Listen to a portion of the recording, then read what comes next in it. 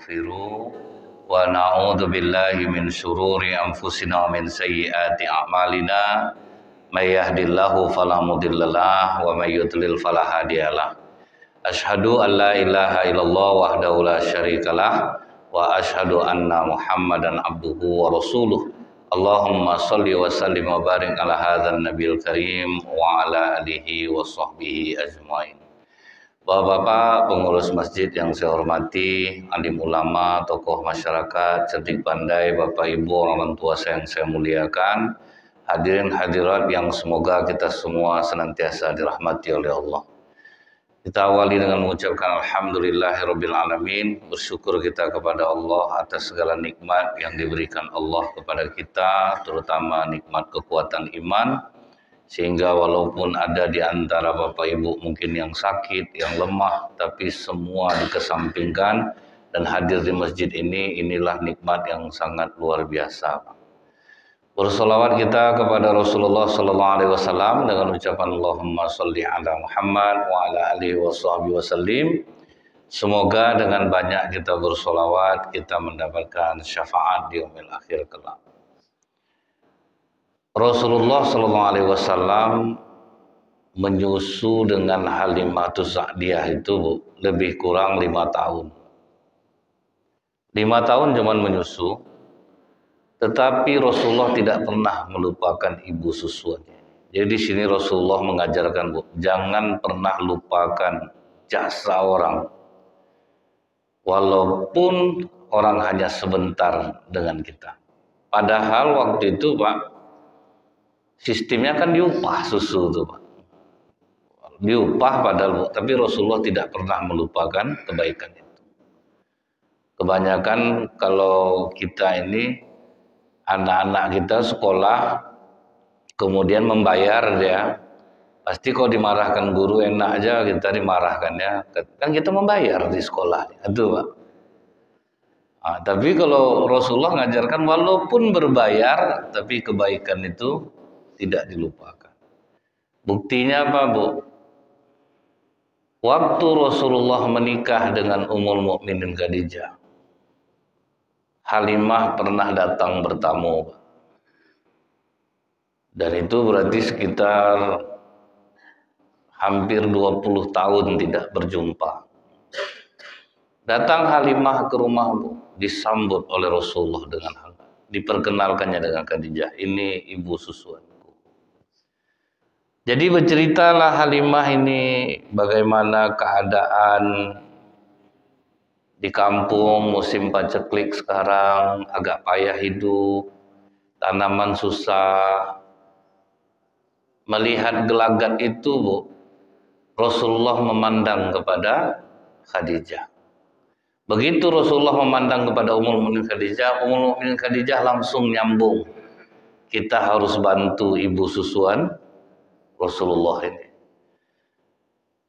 Nah, sekali membantu itu Pak, hendaklah tanggung-tanggung Pak. Jadi dalam riwayat ini disebutkan diberikan kepada Halimah 10 ekor kambing yang gemuk-gemuk, 3 juta kali 10, 30 juta. Habis itu anak onta yang tegar-tegar, kalilah 23 juta. Setelah itu dikasih pula tunggangan yang sangat kuat untuk dikendarai di tengah padang pasir. Berarti totalnya bawah 100 juta sedikit lah Pak. Jadi yang mengamalkan ini sekarang Bu, yang membantu orang penuh-penuh itu tuh orang Cina Pak. Memang itu terbukti ya Bu ya. Rasulullah ini membantu itu, jadi orang tidak perlu minta bantu lagi setelah itu Pak. Karena dengan itu dia bisa hidup, bisa dia punya usaha. Nah, orang Cina ini yang pernah saya sampaikan lagi Bu ya, kalau menolong keluarga itu Pak, berapa dia butuh, segitu dia dikasih. Jadi tidak ada apa namanya nih Bu ya, tidak ada ibaratnya orang butuhnya segini dikasih di bawah separuh, itu tidak ada. Jadi jangan iri kita kalau orang kita Cina itu kaya-kaya, karena mereka mengamalkan hadis Rasulullah. Kalau kita ini kadang menyumbang pencitraan yang penting, Pak, sama keluarga pelit. Tapi kalau untuk nyumbang ke masjid, ke main borosnya lagi. Yang punya karyawan kadang terpekik-pekik karyawannya, Bu. Kadang ibah hati kami Ustadz. Dia mengeluarkan zakat ke orang besar-besar, kami karyawannya minum air putih di rumah tidak boleh. Sampai macam itu, Pak. Tapi kalau orang kita Cina, Bu, dia lebih kuat ke dalam dulu, Pak. Keluarga minta bantu untuk buat usaha 2 miliar, 2 miliar dikasih. 3 miliar, 3 miliar dikasih. Gagal, datang lagi, minta bantu lagi, kasih lagi. Gagal, datang minta bantu lagi, kasih lagi, baru habis. Jadi orang Cina itu membantu keluarga itu sampai 3 kali dan penuh-penuh. Kalau gagal 3 kali, dilepas. Jadi kalau ada Bapak Ibu, kenal ada orang Cina, susah hidupnya, itu udah 3 kali dibantu keluarga itu. Lalu dilepas. Orang kita, ceramah yang dapat, Pak.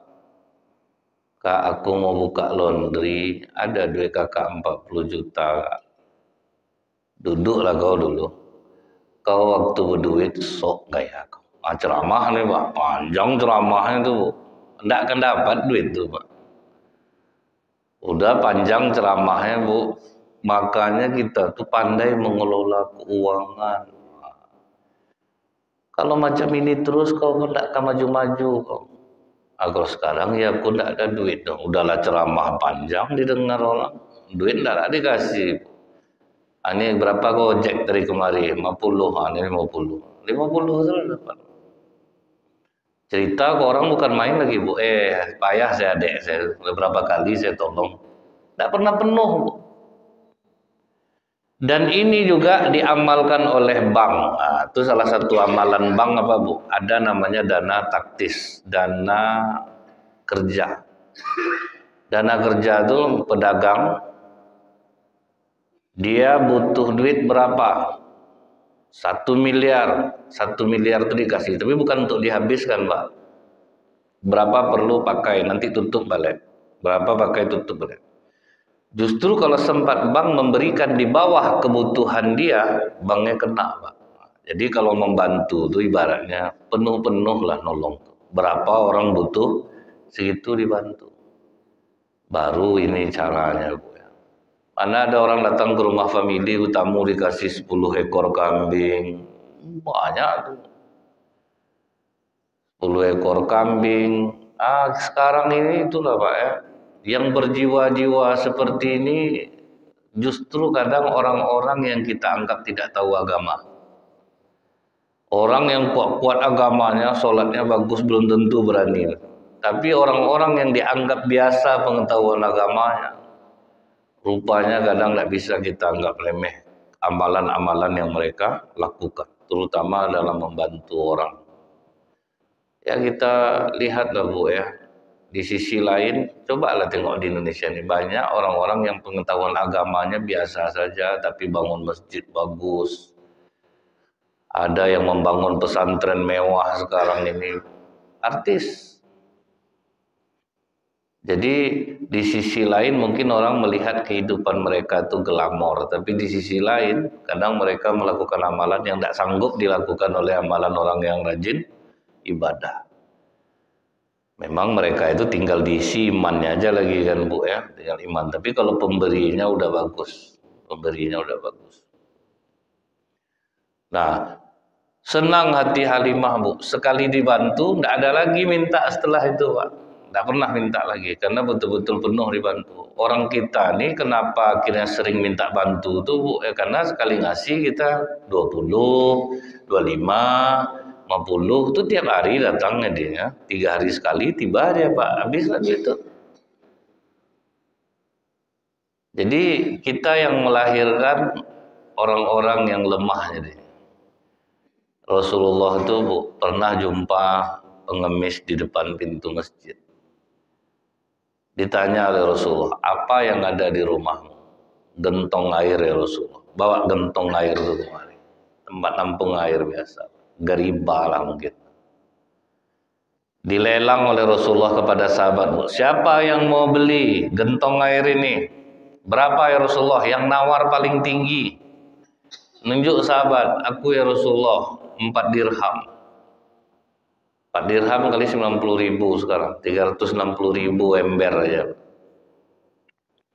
Setelah dijual Rasulullah dengan lelang, diparuh dua oleh Rasulullah. Separuh dikasihkan untuk modal makan keluarganya, separuh lagi dibelikan kapak sama tali. Kerja kok. Temui aku 15 hari ke depan. Ditemui 15 hari ke depan, rupanya udah berduit dia, Pak. Dari mencari kayu, dijualnya, diikatnya, dijualnya. Apa kata Rasulullah? Pekerjaan halal yang dibenci oleh Allah adalah meminta-minta. Jadi kasih orang pancing, jangan kasih orang ikan.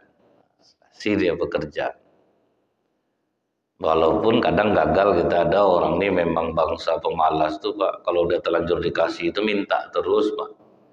Akhirnya duduklah di jalan-jalan. Apa kata Umar bin Khattab, Bu? Apabila kalian melihat orang meminta-minta tiap hari orangnya sama, mereka bukan fakir miskin, tapi penumpuk harta. Jangan dikasih, itu maksudnya, Bu. Jangan dikasih. Mereka itu penumpuk harta. Jadi kadang di lampu merah itu tiap hari kita lewat, Pak, bawanya lah tulisan, Pak.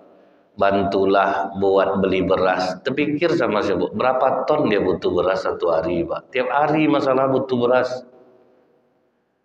Berapa ton kira-kira nih? Nah, itu apa yang disampaikan Rasulullah itu ternyata terbukti sekarang. Banyak pengemis, belum lagi pengemis online di internet, Pak, kan? Duduk dia dekat lumpur, Bu, ya, disuruh orang nyumbang untuk dia tengah malam. Tolong mawarnya, tolong, dia kan ada tanda-tanda, Pak. Kalau mawar sekian, kalau singa sekian, kalau ikan paus sekian. Pokok banyak pengemis online sekarang nih, Pak. Diimpusnya anaknya di muka kamera, Allahu Akbar, tolong, tolong. Tak botol apa, tak botol aqua kecil di situ digantungnya, Bu. Apa, pakai selang, tadi mana begitu. Karena kita yang menciptakan mereka tanpa kita sadari. Apa enggak sibuk Satpol PP dibuat gara-gara kita nih, Pak? Kita yang suka ngasih-ngasih orang di jalan tuh makin banyak dia jadinya. Nah, disalahkan Satpol PP. Capek Satpol PP itu, Bu. Kita yang membuat menambah-nambah pengemis bukan baru. Di Ponegoro tuh, Bu, ya. Sampai kata mandor penyapuan tuh, yang Kristen pun berjilbab, Pak. Gitu. Karena tahu dia tuh tinggal duduk, datang orang antar. Jadi Rasulullah tuh mengajarkan, Bu, dekatlah kita kepada saudara kita, karib kerabat kita, jangan lupakan jasanya, bantu dia sepenuhnya. Jadi keluarga kita minta bantu dia sepenuhnya. Ini kalau kita mampu nih, Bu, berapa kebutuhan dia, segitu dia dikasih untuk usaha, habis itu selesai, aman kita. Tidak bisa dia menjelek-jelekkan kita depan orang lagi, Pak, karena sudah dibantu. Nah, kemudian, Pak, sewaktu perang Hunain, perang Hunain ini, Bu, sedih memang. Waktu itu umat Islam sempat sombong. Nah, itulah Allah itu mengajarkannya, Pak. Waktu penaklukan kota Mekah, orang Quraisy lari semua ke gunung-gunung, takut. Orang-orang yang beringas di Mekah lunak, termasuk Abu Sufyan. Abu Sufyan masuk Islam waktu penaklukan Mekah. Ini sesusuan nih, Pak, sama di rumah Halimatus Sa'diyah. Abu Sufyan tuh benci betul dia sama Rasulullah. Begitu dia masuk Islam, Bu, kata Rasulullah, mudah-mudahan engkau menggantikan Hamzah. Ternyata betul, Pak, di perang Hunain itu umat Islam yang menaklukkan Mekah angkuh, sombong, merasa jumlah banyak. Betul lah ngerinya, Bu, ya, sahabat Nabi aja yang udah talak 3 dengan popularitas, Pak. Nggak perlu popularitas, nggak perlu harta, bisa kena kesombongan. Apalagi kita. Kita bisa sombong karena ibadah yang kita lakukan, bisa. Seperti yang saya contohkan Bu ya. Ibu ngapain nak betul hidup ibu, Bu, nak pernah ada masalah. Itulah makanya tiru ibu. Ibu kalau sholat duha tuh 12 rakaat. Kalau tidak 12 dah tidak enak badan ibu nih. Itu zikir tuh jangan pernah dilupakan. Tahajud malam. Jadi sombong, Pak. Orang kadang-kadang gara-gara ibadahnya nih, Bu. Bisa orang jadi sombong. Umat Islam sombong karena merasa ditakuti, Pak. Pergi ke Hunain. Hunain itu tidak seberapa orangnya sebetulnya. Rupanya mereka taktik perangnya bagus, Pak. Sembunyi di balik-balik bukit. Begitu umat Islam jalan di bawah, dihajarnya dari atas. Itu Bu ya.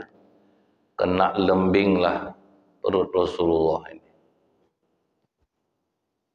Jadi Rasulullah sholat waktu itu takbir langsung memegang lukanya, Pak.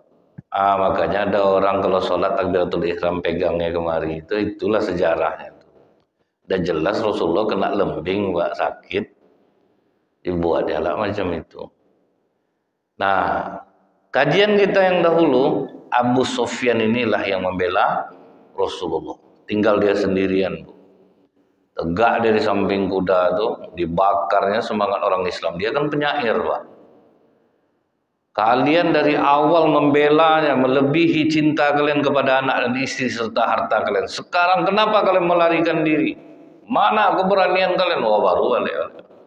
Nah, akhirnya menang umat Islam, Bu. Tapi menang dalam keadaan yang sangat pedih. Setelah itu apa kata Rasulullah? Mana Bujat? Maksudnya tawanan yang bernama Bujat. Ini orang yang paling dicari. Rupanya termasuklah waktu itu kena tarik Saimah. Saimah ini anak Halimah Sa'diyah, Pak. Dia kampungnya di situ. Ditarik, umur udah tua, Pak. Sudah tua juga nih Saimah. Dibawa, langsung kata Saimah, kalian berani bersikap kasar kepadaku? Tahukah kalian Nabi kalian itu adik susuan aku? Kata sahabat, dosa didengar kan ngaku-ngaku nih. Ya pastilah seperti itu ya Pak ya. Nama orang tidak tahu. Karena kan orang bisa aja ngaku-ngaku. Ditarik dia dengan kasar, Bu. Waktu itu orang ramai berkumpul. Dia termasuk menjadi tawanan. Saimah termasuk menjadi tawanan. Maka kata Saimah, ya Rasulullah, ingatkah kau denganku 50 tahun yang lalu kau bersama denganku di rumah ibu Halimah Sa'diyah? Langsung terperangah Rasulullah. Kalau memang kau Saimah, coba ingatkan satu kenangan aku denganmu. Ya kan udah 50 tahunan, Pak, tidak jumpa. Maka kata Saimah, kau pernah menaiki punggungku dan menggigit bahuku. Itu yang diingatkan. Karena itu rasanya yang berkesan. Waktu kecil itu nakalnya Rasulullah. Waktu itu, Bu, ya, waktu anak-anak itu. Kau menggigit punggungmu. Wah, langsung nangis Rasulullah, Pak. Tidak ada malu Rasulullah, Bu, ya, mengaku ini kakaknya. Tidak ada. Kalau kita, tidak ingat pula saya lagi. Di mana dulu? Mungkin berusaha untuk melupakan. Awak tinggi pangkat, Bu. Ada cerita seorang ibu guru. Waktu SMA dia sangat sayang betul sama muridnya nih, karena pintar. Selesai tamat, ibu ini tetap mengajar. Adalah rapat di luar kota, tapi masih bisa ditempuh pakai Honda. Begitu selesai rapat, jumpa dia muridnya itu pas belanja, muridnya yang pintar, yang disayang dia waktu SMA. Kamu ya? Kamu sekolah di sini dulu kan? Dibuat-buatnya lupa, Pak. Dia udah jadi dokter, Bu. Ibu, siapa yang tidak ingat saya, Bu? Terpukul hatinya, Bu. Murid kesayangan. Belum berapa tahun betul lah tamat baru, Pak. Udah lupa dia sama guru. Malu karena dia dokter. Menung lah ibu nih bu sambil jalan tuh. Bocor ban Hondanya, hari udah mau malam mbak. Ada motor lewat, balik motor tuh. Ibu ini ya? Iya, saya murid ibu bu. Yang paling dibenci dia waktu di sekolah dulu. Ibu kenapa? Ban ibu bocor. Ya udah bu, sini ibu pakai Honda saya yang dorong ke bengkel. Habis itu dicarikannya penginapan tuh ibu tuh. Ibu nginap malam ini, pokoknya ibu besok pagi itu beres motor ibu saya antarkan. Disitulah ibu tuh temenung. Orang yang anak yang kita tidak sayang, justru dia yang perhatikan. Makanya bu, di orang tua itu tidak boleh pilih kasih. Kadang emak-emak nih bu, siapa yang paling sering ngasih duit, itulah anak kesayangan dia. Itulah anak kesayangan dia. Pas dia sakit yang nunggu rupanya miskin-miskin itulah yang mau nunggu. Jadi kadang tidak bisa kita seperti itu. Rasulullah bu, seorang Rasul, tibanya kan tertinggi itu pak di antara para sahabat tuh bu ya. Tapi tidak melupakan kakak susuannya walaupun sudah 50 tahun. Ditawarkannya kepada Saima, kau mau tinggal sama aku muliakan engkau. Atau kau pulang kepada kaummu, aku berikan harta untukmu. Kata Saima, aku pulang saja ya Rasulullah. Aku rindu dengan kaumku. Dikasih budak 4 orang, pembantu pak dikasih 4 orang. Dikasih keledai, dikasih onta, dikasih kambing pulang. Apa enggak bahagia ya bu ya, Saima. Makanya bu, ajaran Islam itu dekat dengan saling memberi, dan memberi itu betul-betul cukup. Piala dunia di Qatar, berapa banyak orang masuk Islamnya dia. Lihat umat Islam tuh mengeluarkan makanan-makanan terbaiknya di jalan. Diajak orang makan. Oh. Kalau kita malah berbisikkan ke anak, jangan kau makan di luar, anak dia tuh congok tuh habis kue kau nanti. Nah, diajar anak pelit dari kecil makan dalam rumah. Sementara kalau di Arab Saudi itu diajar anak itu dari kecil untuk memberi. Kalau orang yang umroh bulan Ramadan, nampaklah dia anak-anak kecil itu dibujuk-bujuknya pak untuk ngambil makanan dia itu, supaya mau kita ngambil makanan. Karena mereka tahu pahala memberi makan ini dijauhkan dari neraka sebanyak 7 parit. Jarak 1 parit dan parit berikutnya sama dengan 500 tahun perjalanan. Ini kita ngajak orang makan sekali setahun ke rumah. Itu pun mihun sama lontong. Doa mintalah banyak tuh. Sehat badan, rezeki murah, mana mau. Imbang-imbang lah gitu. Sekali setahun undang orang nih, besok mau masuk bulan puasa nih bu, sembelihkan kambing, cari ikan bakar yang besar tuh, udang galah, itu tengoklah doa orang nanti di rumah ibu tuh, tanggung kusuknya tuh bu, astagfirullahaladzim. Tapi kalau nasi-nasi biasa, lauk-lauk biasa tuh bu, astagfirullah. Lah ini istighfar abang macam ini lah, apa nak macam ini istighfar juga. Lemah semuanya. Mengaminkannya pun loyo, amin. Amin. Tapi coba udang galah, gulai kambing dulu. Amin ya Allah, ya Rabb. Sampai terganggu lah orang berdoa dibuatnya Mbak de amin dia tuh, Bu. Semangat dia. Dan sekali setahun berapalah kambing? Kambing paket bu ya 1,6 aja pak udah dimasakkannya tuh. Dari masakkannya diantar ke rumah 1,6 sampai harga 2.500.000 tergantung berapa porsinya. 1,6 setahun berapalah? Udang galah kalau kita beli masak ya 80.000, 100.000, beli sendiri.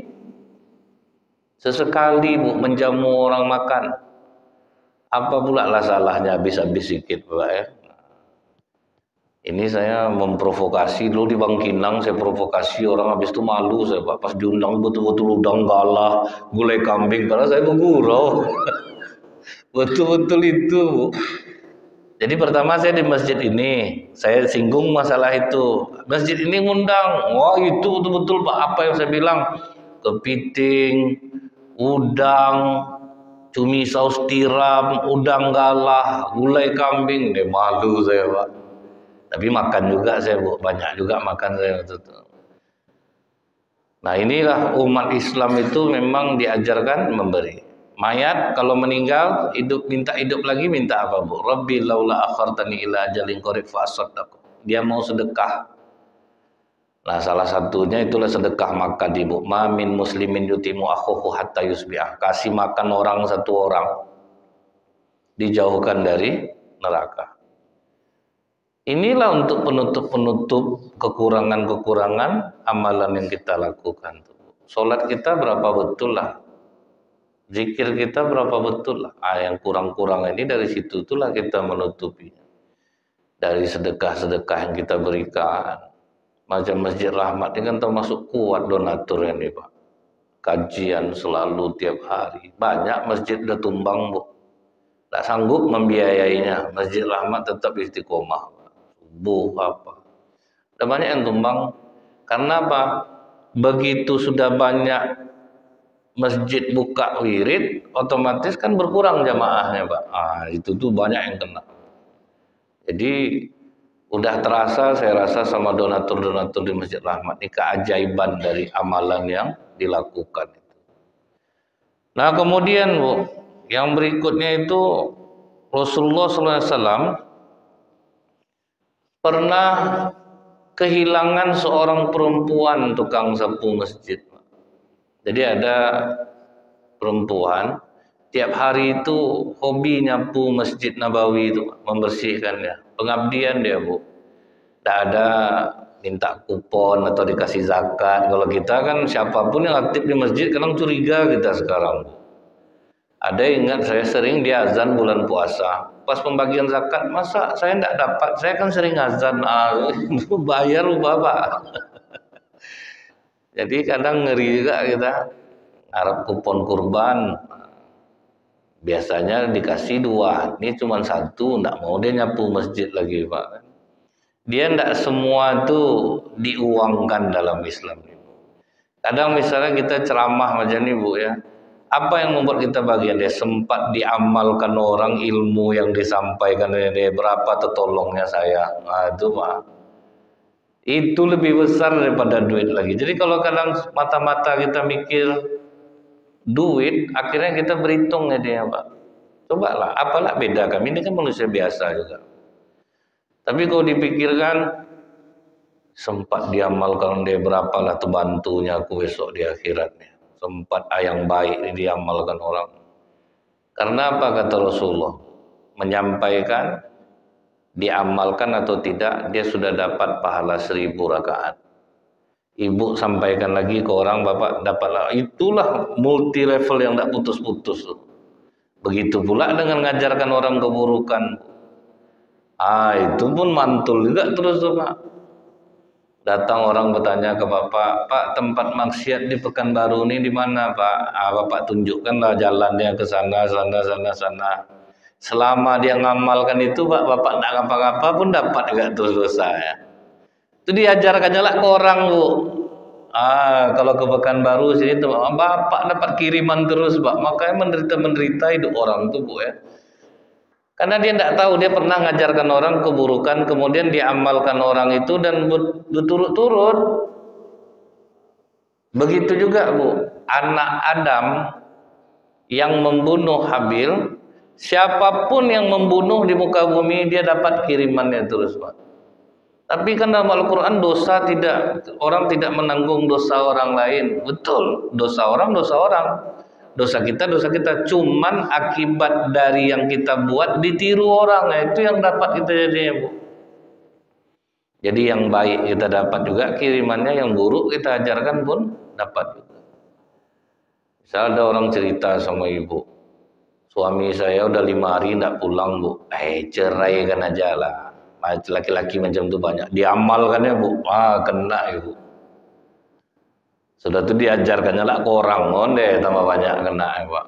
Jadi kadang Bu ya sama dengan gini Bu. Orang muntah-muntah sore, salah makan Enggak, saya makan ayam aja tadi cuman takutnya ayam ini udah kena kutuk-kutuk orang, Bu. Dia suka main ke halaman orang, berak dia Pak, ngamuk tetangga. Ayam setan nih, itu ayam setan itu jadi beracun ayam itu jadinya, Bu. Dia enggak ngapa-ngapa, cuman itulah kena kutuk-kutuk tuh. Jadi kita, Bu, kadang memikir kok sulit hidup aku nih ya. Takutnya kita pernah ngajarkan keburukan ke orang, kemudian masih diamalkan ya, Pak. Diamalkan itu dapat terus kita disampaikannya ke anaknya, disampaikan ke apanya, itulah kena jadi. Kalau kau berurusan ke kantor lurah tuh nak kasih lurah sekian, kasih camat sekian, diamalkan sama anaknya, anaknya ngasih lah tahu ke kawannya, payah-payah ke kantor lurah kasih lurah, itulah terus ajarannya. Mantul lah bertahun-tahun diamalkan orang apa tidak tercekik-cekik kita udah tua dibuatnya banyak kerja buruk itu yang diamalkan orang. Ada orang tua dulu Pak ya, kasihan saya waktu dia meninggal. Pokoknya ajaran dia ke anaknya itu apa Pak? Kau dipukul orang jangan ngadu ke bapak, asah parang kau bacok dia. Nah, itu ajaran dia ke anak-anak. Itu meninggalnya tidak jadi-jadi Pak, sampai udah mengeluarkan kursi orang tidak juga mati dia Pak, ada bobar lagi, ada beberapa kali baru mati total Pak, karena mungkin bolak-balik dia. Nah jadi Rasulullah ini Bu mengajarkan juga kepada kita untuk tidak meremehkan siapapun.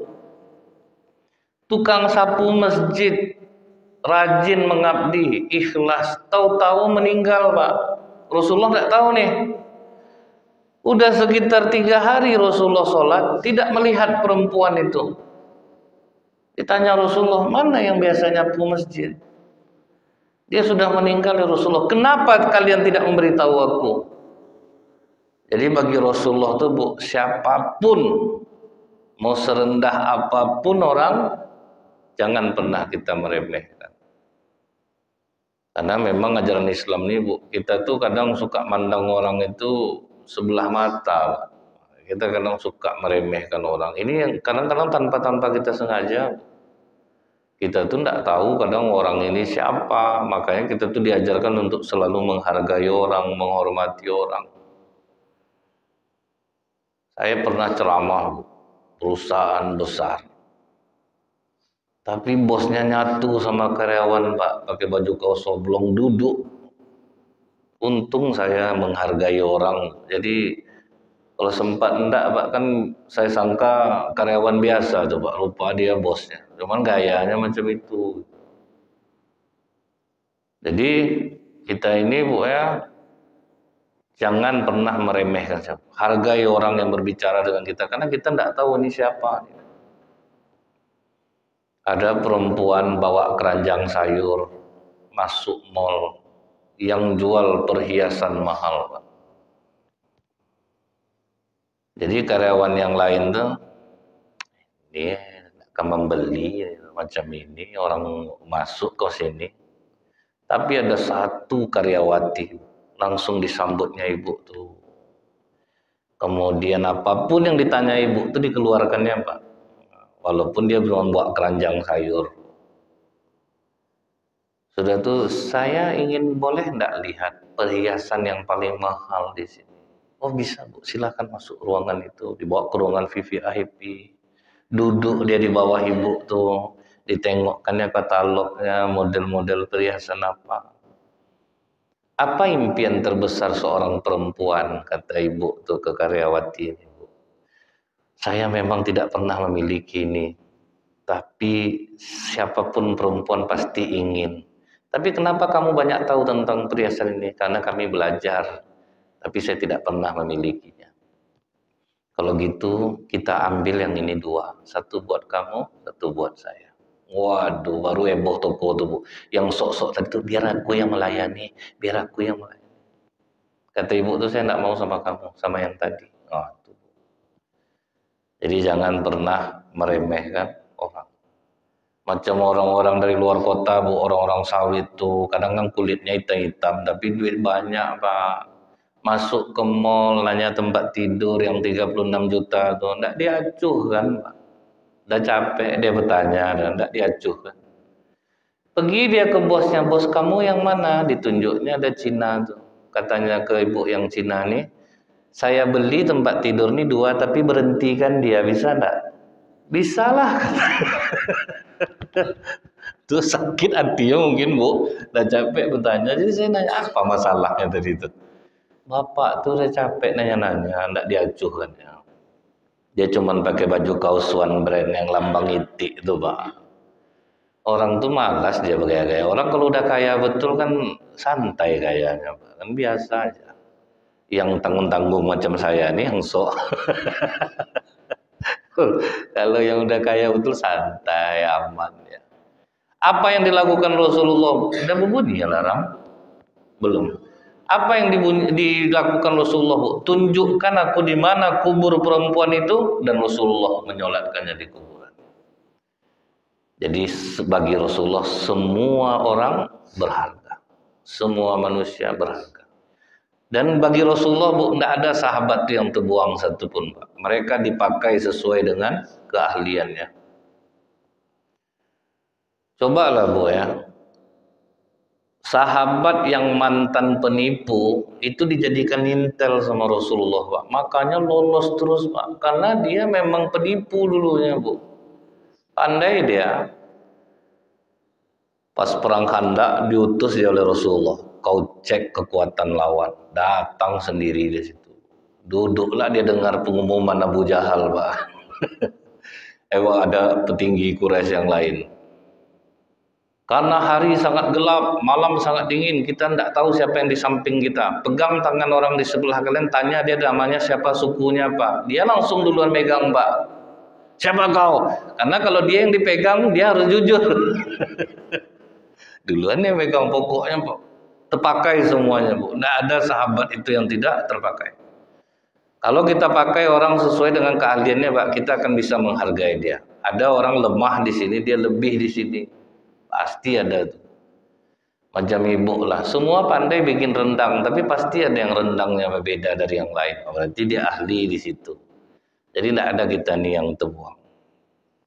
Nah kemudian Pak, Rasulullah SAW ini ketika bersama pelayan, nah ini yang banyak tidak diamalkan orang, Bu. Apa kata Rasulullah?